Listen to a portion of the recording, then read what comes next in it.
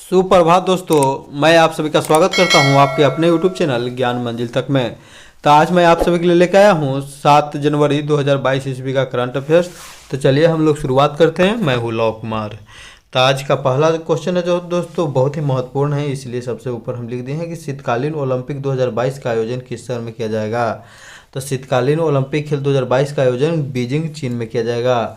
और बीजिंग और ऐसा प्रथम शहर बनने जा रहा है जहां पर ग्रीष्मकालीन ओलंपिक खेल और शीतकालीन ओलंपिक खेल दोनों का आयोजन करेगा। याद कर लीजिएगा।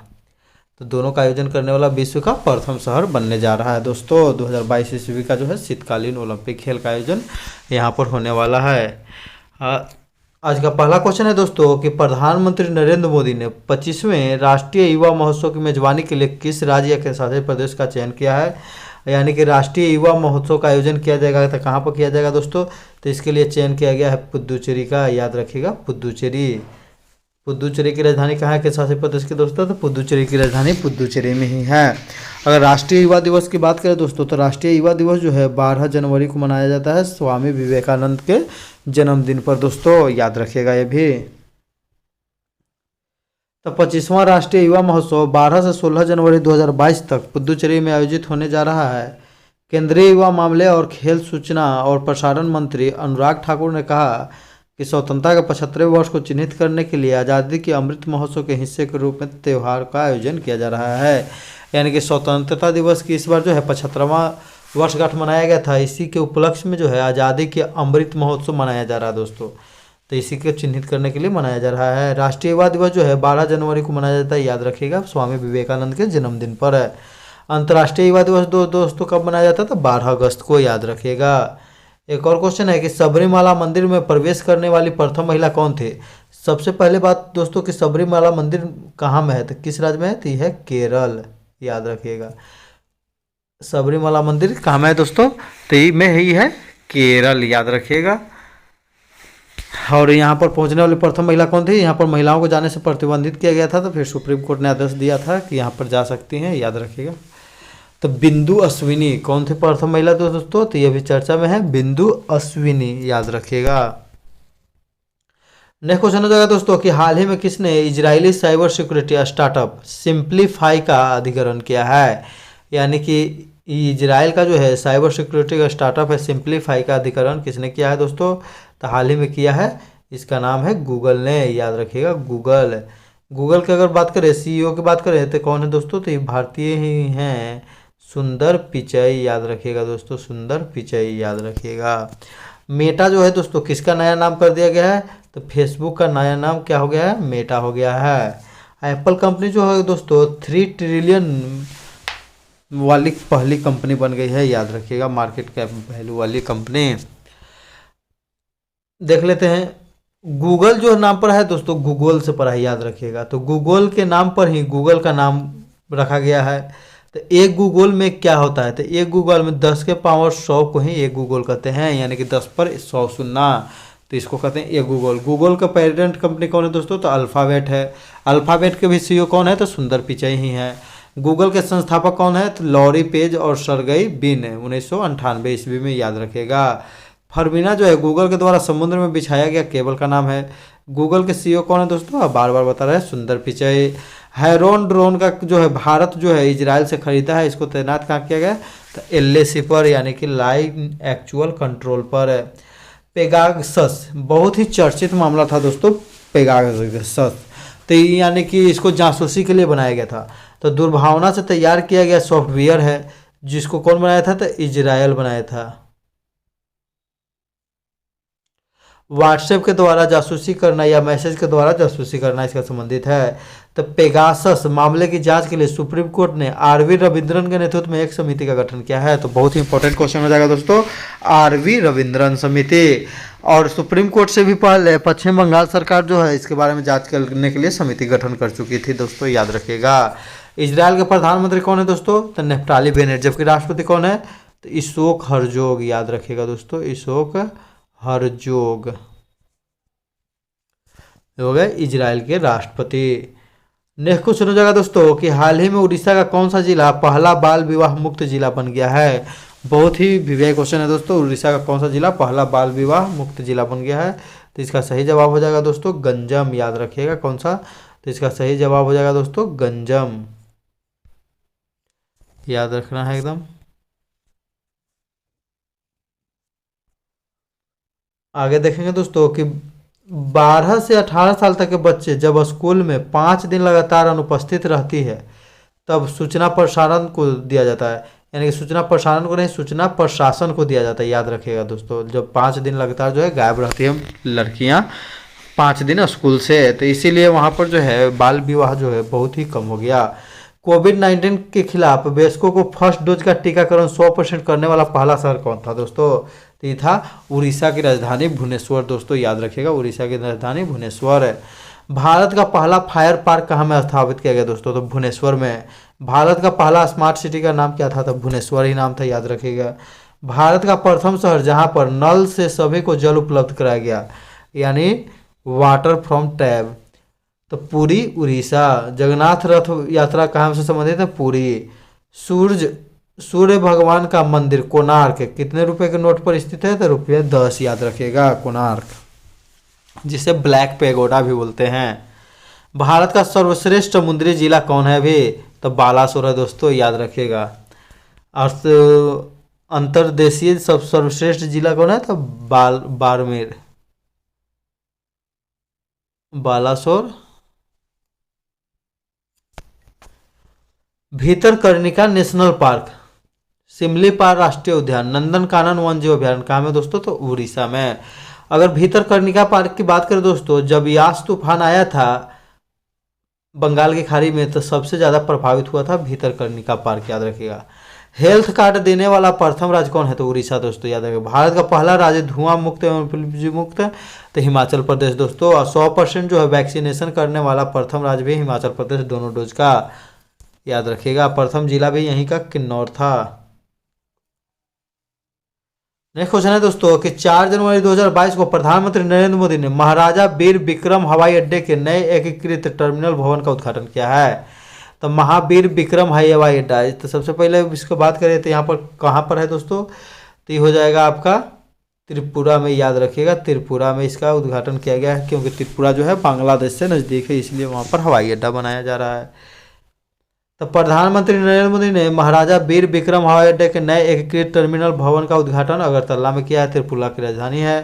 प्रोजेक्ट 100 त्रिपुरा में शुरू हुई विद्या ज्योति विद्यालय से स्थापना से। तो विद्या ज्योति विद्यालय कैसा विद्यालय दोस्तों? तो वो सभी चीज़ों से लैस विद्यालय है, आधुनिक विद्यालय।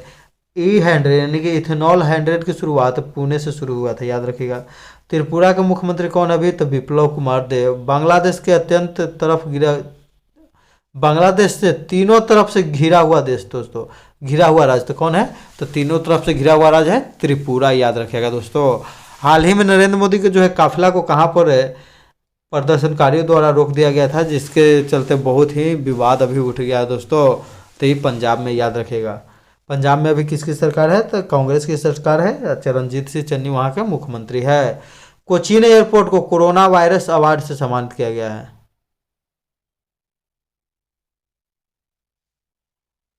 याद रखिएगा दोस्तों इसको। कोचीन एयरपोर्ट की बात करें दोस्तों, तो कोचीन एयरपोर्ट को रोल ऑफ एक्सीलेंस अवार्ड से सम्मानित किया गया, ये भी याद रखिएगा। किस एयरपोर्ट पर उड़ान उत्सव 2021 का आयोजन किया गया? तो वीर सुरेंद्र साई एयरपोर्ट है झारसुगुड़ा उड़ीसा में। याद रखिएगा। झारसुगुड़ा उड़ीसा उड़ान उत्सव मनाया गया 2021 में वीर सुरेंद्र साई एयरपोर्ट। याद रखिएगा। बहुत ही इंपॉर्टेंट क्वेश्चन है दोस्तों।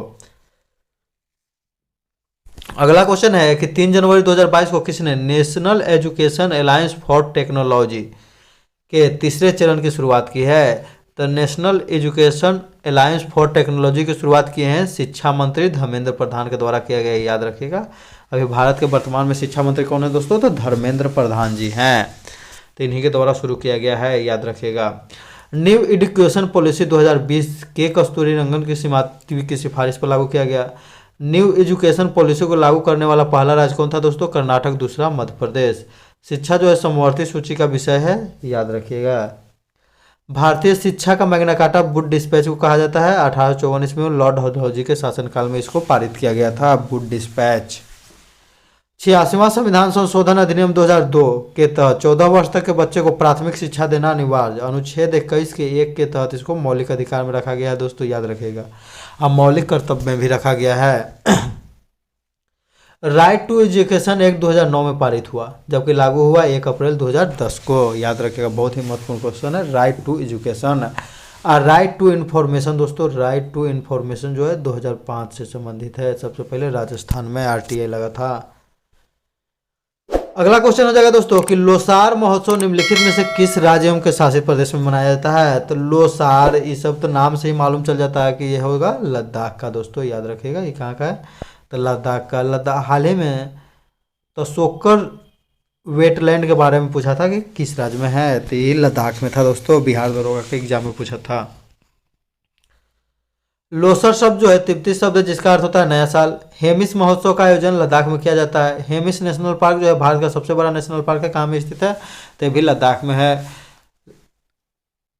लद्दाख का जो दोस्तों, लद्दाख का राष्ट्रीय पशु और राष्ट्रीय पक्षी क्या है, तो लद्दाख का राष्ट्रीय पशु हाल ही में घोषित किया गया किसे दोस्तों, तो हिम तेंदुआ, याद रखिएगा। हिम तेंदुआ, यानी लद्दाख में जो है हिम रहता है इसलिए हिम तेंदुआ। काला गर्दन वाला क्रेन, ये जो है पक्षी बनाया गया है, राजकीय पक्षी। तो सोकर वेटलैंड कहाँ में दोस्तों, तो लद्दाख में। ये बिहार SSI 2021 26 दिसंबर के एग्जाम में पूछा गया था दोस्तों, याद रखिएगा। विश्व की सबसे ऊंची व्हीकल चालित सड़क, तो यह इसको जो है गिनीज वर्ल्ड ऑफ रिकॉर्ड में भी शामिल किया गया है, कहाँ में, तो उमलिंगला दर्रा लद्दाख, याद रखिएगा।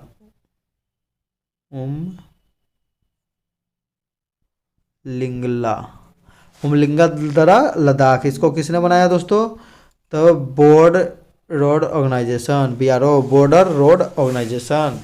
विश्व का सबसे ऊंचा मोबाइल ट्रैकिंग नेटवर्क जो है कहाँ में लगाया गया दोस्तों, तो लद्दाख में लगाया गया, याद रखिएगा।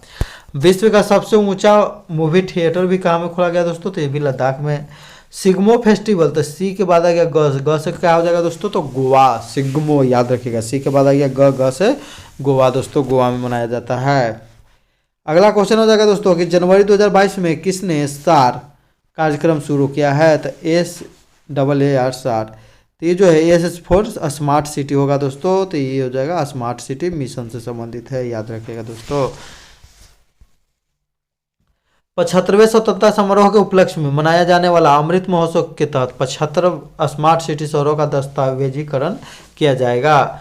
भारत का पहला स्मार्ट सिटी शहर भुवनेश्वर, सोमनाथ, शिमला आवास एवं शहरी कार्यालय के द्वारा स्मार्ट सिटी का दर्जा दिया जाता है। हरदीपपुरी, याद रखिएगा, अभी वर्तमान में है मंत्री। सबसे अधिक स्मार्ट सिटी की संख्या कहाँ में दोस्तों, तो उत्तर प्रदेश में। हम लोग जानते ही हैं सबसे अधिक जनसंख्या उत्तर प्रदेश में, तो सबसे अधिक स्मार्ट सिटी कहाँ होगा, तो उत्तर प्रदेश में। सबसे अधिक अंतर्राष्ट्रीय एयरपोर्ट किस राज्य में है दोस्तों, तो भी उत्तर प्रदेश में। भारत का एकमात्र राज्य जहाँ पर 5 अंतर्राष्ट्रीय एयरपोर्ट हैं। अटल इनोवेशन मिशन जारीकर्ता नीति आयोग, इसी मिशन के तहत अटल टिंकरिंग लैब की स्थापना किया जा रहा है। हाल ही में जम्मू कश्मीर में 1000 टिंकरिंग लैब की स्थापना किए जाने की घोषणा किया गया, याद रखिएगा। हाल ही में अटल इनोवेशन सेंटर की स्थापना कहाँ में किया गया दोस्तों, तो जयपुर में, याद रखिएगा, अटल इनोवेशन सेंटर। अटल सुशासन सूचकांक में प्रथम स्थान किसको दिया गया था दोस्तों, तो याद रखिएगा गुजरात, पिछले वीडियो में बताए थे। SDG यानी कि सतत विकास सूचकांक 2021 जारीकर्ता नीति आयोग, इसमें पहले स्थान पर कौन राज्य रहा दोस्तों, तो केरल रहा सस्टेनेबल डेवलपमेंट गोल में। पहली बहुआयामी गरीबी सूचकांक 2021, यानी कि पहली बार जो है बहुआयामी गरीबी सूचकांक 2021 जारी किया गया, किसके द्वारा, तो नीति आयोग के द्वारा। सबसे कम गरीब वाला राज्य कौन रहा दोस्तों, तो सबसे कम गरीब राज्य है केरल, जबकि केरल का कोट्टायम जिला में 0 गरीबी दर्ज किया गया, वहाँ पर 0% गरीबी, याद रखिए। क से केरल, क से कोट्टायम। सबसे अधिक गरीब कहाँ में दोस्तों, तो बिहार में, ब से बिहार। बिहार में सबसे अधिक गरीबों की संख्या किस जिला में है, तो किशनगंज जिला में। सबसे कम गरीब कहाँ में दोस्तों, तो पटना में, याद रखिएगा। बिहार की बात करें तो smart city and academic towards action and research. Next question है दोस्तों कि हाल ही में किसने विस्तारा एयरलाइंस के मुख्य कार्यकारिणी अधिकारी के रूप में पदभार संभाला है, तो विस्तारा की बात करें दोस्तों, तो यह जो है भारत के टाटा कंपनी और सिंगापुर के द्वारा मिलकर बनाया गया है। यह दोनों का संयुक्त उपक्रम है जिसमें दोनों का 50-50% हिस्सेदारी है। तो इसका जो है सीईओ किन्हें बनाया गया दोस्तों? तो याद रखिएगा विनोद कन्नन, याद रखिएगा विनोद कन्नन दोस्तों, विनोद कन्नन। तो व से विस्तारा, वी से विनोद, वी से विस्तारा, वी से विनोद, याद रखिएगा दोस्तों, एकदम ट्रिक लग गया। वी से विस्तारा, वी से विनोद कन्नन। विस्तारा एयरलाइंस में भारतीय टाटा एयरलाइंस और सिंगापुर का संयुक्त उपक्रम है। नागरिक उड्डयन मंत्रालय के मंत्री कौन है दोस्तों? तो ज्योतिरादित्य सिंधिया, याद रखिएगा दोस्तों, ये भी महत्वपूर्ण क्वेश्चन है। अगला क्वेश्चन है दोस्तों कि 2021 में पद्मश्री अवार्ड से सम्मानित सिंधु ताई सबकला का 4 जनवरी 2022 को निधन हो गया, वह किससे संबंधित थे? तो वह एक सामाजिक कार्यकर्ता थे दोस्तों, तो याद रखिएगा सामाजिक कार्यकर्ता थे सिंधु ताई। ये केबीसी में भी जा चुके थे दोस्तों, याद रखिएगा, हम तो इनको केबीसी में पहली बार देखे थे, याद रखिए केबीसी में। तो पुणे महाराष्ट्र की मदर टेरेसा कहा जाता है, अनाथ बच्चों की माँ भी कही जाती है। इसे पद्म पुरस्कार, भारत रत्न, पद्म विभूषण, पद्म भूषण, पद्मश्री सभी पुरस्कारों की स्थापना 1954 में हुआ था, याद रखिएगा दोस्तों। उपाधियों का अंत अनुच्छेद 18 में दिया गया। अपवाद शिक्षा और सेना, शिक्षा और सेना के जो है उपाधियां दिया जा सकता है, लेकिन अगर मान लीजिए कोई उपाधि विदेश से दिया जाता है तो उसको सबसे पहले राष्ट्रपति से अनुमति लेना पड़ेगा, उसी के बाद प्राप्त करेगा। पुरस्कार जो अनुच्छेद 18 के तहत दिए जाते हैं, याद रखिएगा, भारत रत्न सब। किसी भी व्यक्ति को यदि दूसरे राष्ट्र से सम्मान या उपाधियां मिलती है तो उन्हें पहले राष्ट्रपति से अनुमति लेना पड़ता है। डॉक्टर पद्मावती का हाल ही में निधन हो गया, वो कौन थी? तो भारत की पहली महिला कार्डियोलॉजिस्ट। भानु अथैया के निधन हो गया, तो ऑस्कर पुरस्कार प्राप्त करने वाली प्रथम भारतीय महिला जिनका हाल ही में निधन हो गया है। भानु अथैया किस फिल्म से संबंधित थी दोस्तों? तो गांधी, गांधी फिल्म में जो है गांधी का रोल निभा रहे थे वेन किंग्सले, और इनका जो है कॉस्ट्यूम डिजाइनिंग तैयार किया था कौन? तो भानु अथैया, इसीलिए इनको मिला था ऑस्कर पुरस्कार। ऑस्कर पुरस्कार की स्थापना 1929 ईस्वी में हुआ था दोस्तों, याद रखिएगा। मिल्खा सिंह, हाल ही में कोरोना के कारण पति और पत्नी दोनों का निधन हो गया है। एथलीट मिल्खा सिंह हाल ही में निधन हो गया, इन्हें उड़न सिंह के नाम से भी जाना जाता था, याद रखिएगा दोस्तों। इनके पुत्र का नाम है जीव मिल्खा, जो कि कौची खेलते हैं? तो गोल्फ खेलते हैं। सुंदरलाल बहुगुणा, तो चिपको आंदोलन से संबंधित है, सामाजिक एवं पर्यावरण कार्यकर्ता। अपिक्को आंदोलन जो है कर्नाटक में चला था, चिपको आंदोलन जैसा। तो सुंदरलाल बहुगुणा का नाम भी याद रखेगा दोस्तों। चंद्रा नायडू, भारत के प्रथम महिला कमेंटेटर जिनका हाल ही में निधन हो गया है, तो चंद्रा नायडू। सी से कमेंटेटर और सी से चंद्रा, याद रखिएगा, C4 बहुत ही इंपॉर्टेंट क्वेश्चन है दोस्तों। नेक्स्ट क्वेश्चन हो जाएगा कि हाल ही में अकेले दक्षिणी ध्रुव पहुंचने वाली पहले भारतवंशी महिला कौन बनी है? तो अकेले से जो है भारतवंशी महिला फिल्म कौन बनी थी? हरप्रीत चांडी, याद रखिएगा। जो चंडी का अवतार रहेगी वो अकेले न जाएगी, तो हरप्रीत चांडी, याद रखिएगा दोस्तों, हरप्रीत चांडी। संतोष यादव की बात करें दोस्तों, तो ये भारत की प्रथम महिला है जिन्होंने लगातार 2 बार ही एवरेस्ट की चोटी को फतह किया है। गीता समोता तो दोस्तों लगातार 2 चोटियों को सबसे तेज फतह करने वाली भारतीय बन गई है, याद रखिएगा। यूरोप की सबसे ऊंची चोटी माउंट एल्ब्रेस्ट और अफ्रीका के Kilimanjaro. Junko Tabei Japan, Everest की चोटी पर चढ़ने वाली प्रथम महिला है जुंको तेबई जापान दोस्तों। हरप्रीत चांडी को पोलर प्रीत के नाम से भी जाना जाता है, क्योंकि वो उत्तरी ध्रुव पर जाती है, दक्षिण ध्रुव पर जाती है, इसलिए। हर्षवंती बिष्ट, भारतीय पर्वतारोही संस्थान के अध्यक्ष हाल ही में बनाया गया है, जिनका संबंध उत्तराखंड राज्य से है दोस्तों, याद रखिएगा। काम्या कार्तिकेयन जो है दक्षिण अमेरिका की सबसे ऊंची चोटी अकांगुआ को फतह किया है। जोया अग्रवाल, उत्तरी ध्रुव के ऊपर से उड़ान भरने वाली पहली महिला पायलट दल का नेतृत्व किया, तो जोया अग्रवाल दोस्तों, याद रखिएगा। ऋत्विका श्री, तो किलिमंजारो को फतह करने वाली सबसे कम उम्र की महिला हो गई है, तो किलिमंजारो कहाँ में दोस्तों? तो तंजानिया में है, याद रखिएगा, बहुत ही इंपॉर्टेंट क्वेश्चन है। चर्चा में रहा तिरकोनमाली तेल टैंक फार्मा किस 2 देशों से संबंधित है? तो तिरकोनमाली, तिनमाली, तो श्रीलंका, याद रखिएगा, ये श्रीलंका, तो यह भारत और श्रीलंका से संबंधित है, श्रीलंका और भारत, याद रखिएगा, तिरकोनमाली। तिरकोनमाली तेल टैंक की स्थापना द्वितीय विश्व युद्ध के समय ईंधन आपूर्ति के लिए यूनाइटेड किंगडम के द्वारा किया गया था। सांसद मैत्री संघ का जो हाल ही में जो आयोजन किया गया था भारत और श्रीलंका के बीच, याद रखिएगा। हबन टोटा बंदरगाह जो है चीन ने 99 सालों तक के लिए लीज पर लिया है, किससे? तो श्रीलंका से, याद रखिएगा। चाबहार बंदरगाह जो है दोस्तों ईरान और भारत का उपक्रम है, साथ में, याद रखिएगा, जबकि चाबहार रेल परियोजना से भारत को ईरान ने निकाल दिया है। ग्वादर बंदरगाह जो है पाकिस्तान में बना रहा है, कौन बना रहा है दोस्तों? तो चीन। इसी को काउंटर करने के लिए भारत बनाया था चाबहार बंदरगाह ईरान में। CPEC चीन पाकिस्तान इकोनॉमिक कॉरिडोर याद रखिएगा। सूर्य किरण, मित्र शक्ति और सिलिनेक्स तीनों युद्धाभ्यास भारत और श्रीलंका के बीच होता है दोस्तों, याद रखिएगा। जबकि बांग्लादेश के बीच होता है संप्रीति।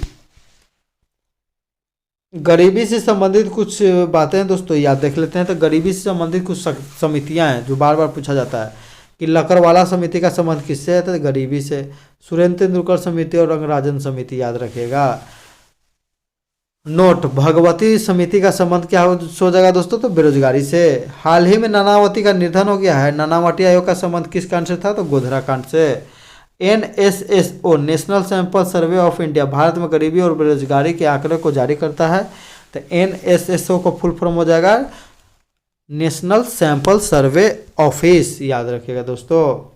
पिछले दिनों का महत्वपूर्ण प्रश्न है जो हम लोग देख लेते हैं कि 3 ट्रिलियन मार्केट वैल्यू वाली विश्व की पहली कंपनी कौन बन गई है दोस्तों, तो एप्पल बन गई है। सर्बानंद सोनोवाल ने कहाँ पर हार्टफुलनेस इंटरनेशनल योग अकादमी के आधार से ला रखे हैं, तो ह से हार्ट, ह से हैदराबाद दोस्तों। बहुराष्ट्रीय नौसैनिक अभ्यास मिलन 2022 का आयोजन कहाँ किया है, तो विशाखापत्तनम। इसमें 46 देश भाग लेंगे।